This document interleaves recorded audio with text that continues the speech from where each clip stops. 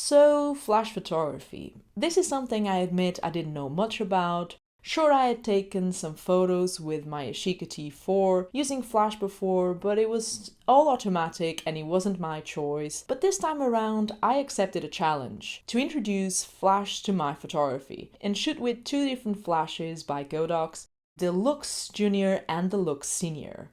But before we get into that, I was curious about the history of flash photography, which is honestly very interesting.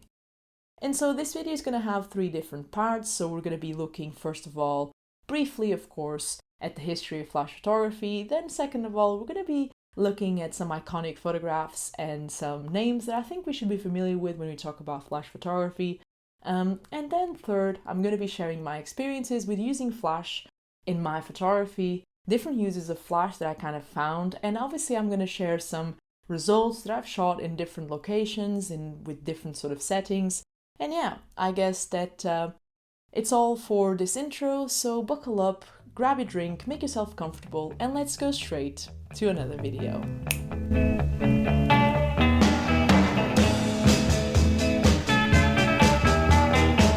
I like the way that you talk to me. I like the way that you walk with me. I like the way that you hold me tight. I like the way you say that everything's fine.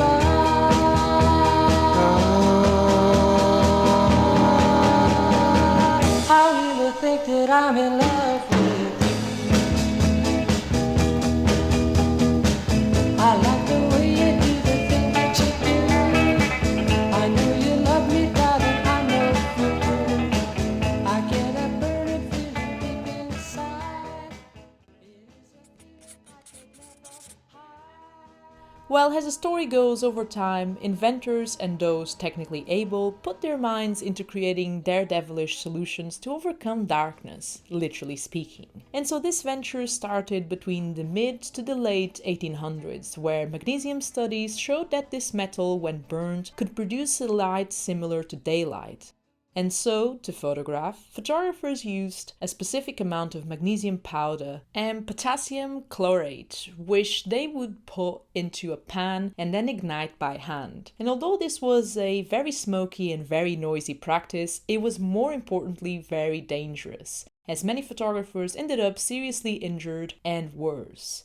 However, with the turn of the century, specifically in 1899, a gentleman by the name of Joshua Cohen invented what was an electrically triggered lamp called the electric flash lamp, which could trigger the flash using batteries and was normally connected to the shutter, allowing the flash to be activated as the photographer snapped the photo. But the 1930s brought a much safer option known as the flash bulb, and although these had been in development since the 1880s, it was only in the 1930s that it became more effective. However, there was still one downside to all of these practices: the fact that each bulb, just like the flash lamps and the flash powder before, were all of single use, being too hot to handle afterwards and requiring constant changing or refilling in the case of flash powder. And during the 1950s, things became a bit wild, with different types and sizes of flash being put in the market from all corners, as well as flash guns with their large plates, which until today mark the image the general audience has of what a photographer looked like back in the day.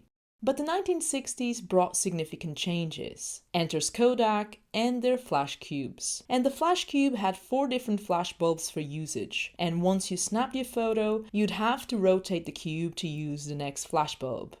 And in the midst of all this, electronic flashes, which had been in development since 1931, would definitely gain notoriety in the following decades, as the technological development would carry on, bringing us slowly into a more progressively digital world, which is the world we know today. And these types of flashes basically work thanks to a capacitor that can store power for later, and when triggered, the capacitor releases its energy through a flash tube which contains gas that produces an intensely bright light. And now that we've seen that if we were born maybe a century ago or so, we probably would have burned our hands or worse with using a flash, we can kind of be more grateful for what technology has done for us so far. But also it makes us appreciative of photographers back then as well, because it was a hard job to be a photographer back then. You had to carry heavy equipment. It wasn't that easy, with kind of like setting up focus, setting up lighting, and etc. Especially if you were shooting the streets.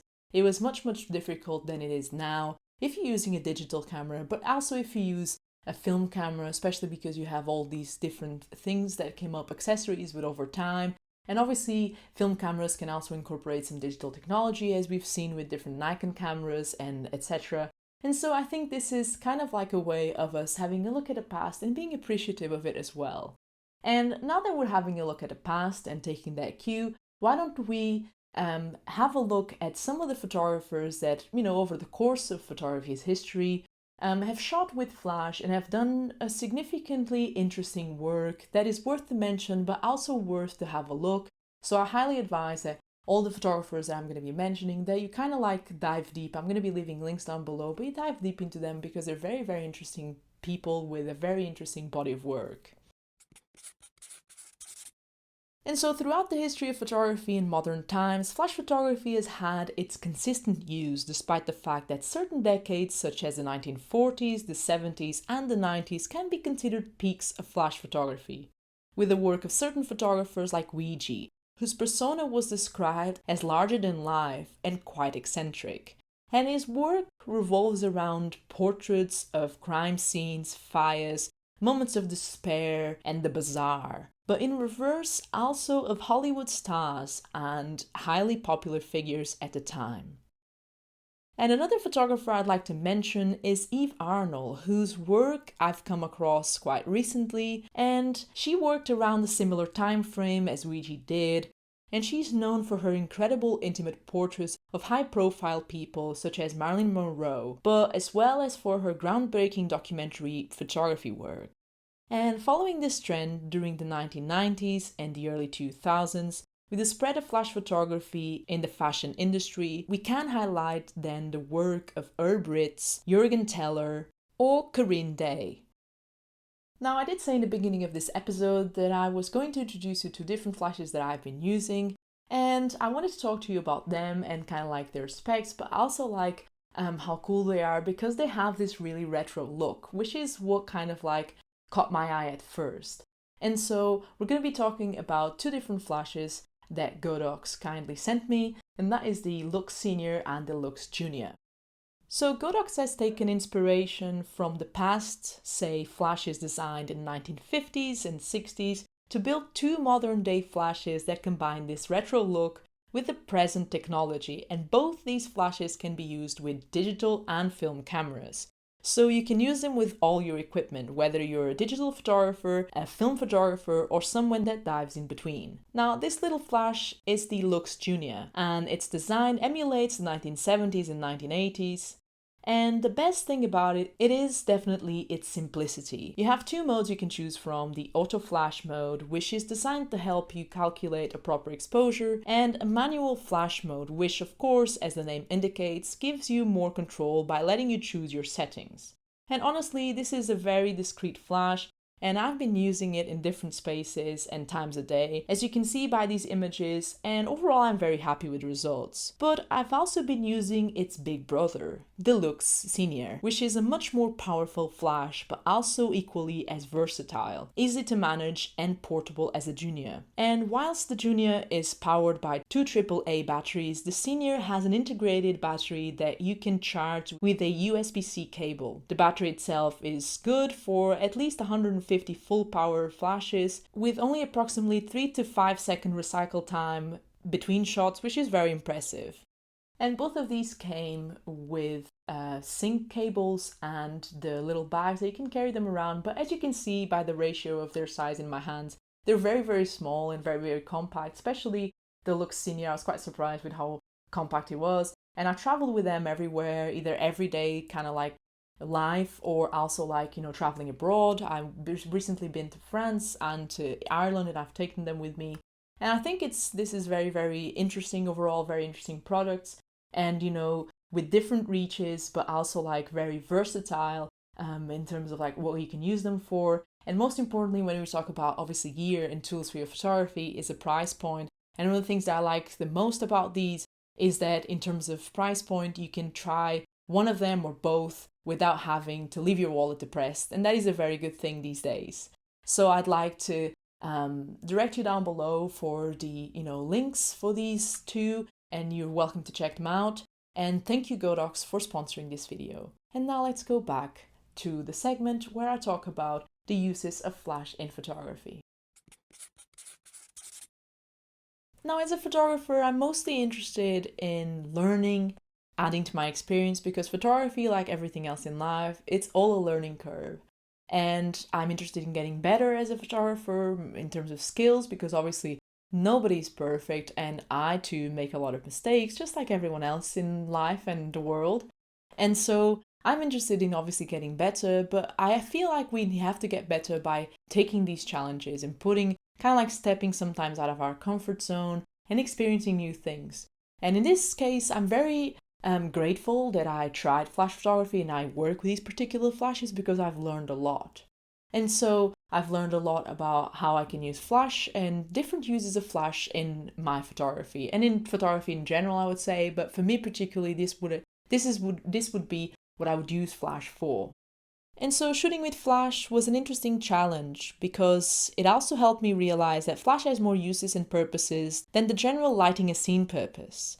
And so I started my flash photography journey by testing what I read that flash can evoke a feeling of closeness to the subjects, and added a more raw and authentic dimension to the images, making them in a way more genuine. So I started by setting up a little corner in my living room and asking my friend Kaio to work with me. And as we talked and I directed him into certain poses or expressions, I snapped away with both digital and my film camera, the Canon A1, using the Lux Junior. And as I shot with and without flash, I could compare the results. And here I learned that flash can be used to light the scene, but it can also be used as a tool to use for creative purposes, which can be used deliberately to create drama or add drama to a scene, and also to achieve certain aesthetics such as harsh contrasts, pop the color in the scene, and much more. And here I was playing with a studio light, a honeycomb, and also some colored gels. However, I was recently traveling in France and I decided to take the Lux Senior with me and use it within my photography style to serve as a fill light and working on less contrasted black and white images. And since this was a much more powerful flash, I used it mostly with Mamma Mia 7, and trust me, I felt as cool as Marty in Back to the Future, except my shoes weren't that cool and I was doing the inverse, going back to the past, which was quite the experience. And looking at some of the results, the flash is not this harsh light that we would know flash for, but rather an interesting and soft fill-in light which helped me achieve a dreamy sort of mood in certain images. And so this has been all for today, so I'd like to thank you so much for watching and supporting the channel, the constant messages and emails, lovely emails. And I would like to thank you all so much. It really means a lot to me and I really appreciate it. But also I like to know how good the videos can be in terms of like helping you out there and, giving you some sort of like, more information or inspiration, whatever it is. It's just good for me that it's being helpful. So thank you so much for letting me know. And yeah, I hope that you stay tuned with the channel. There's a lot more happening. But also before going, I have to thank Godox for sponsoring this video, for letting me be creative. So if you want to check these flashes out down below, the links will be there. And also links for the photographers mentioned and my print shop if you would like to grab a print. And I have to say that this print shop will be updated soon. So yeah, keep an eye out for it. And I guess that I'll be seeing you here for another video very soon. So stay safe, keep shooting, film or digital, and subscribe for a cookie.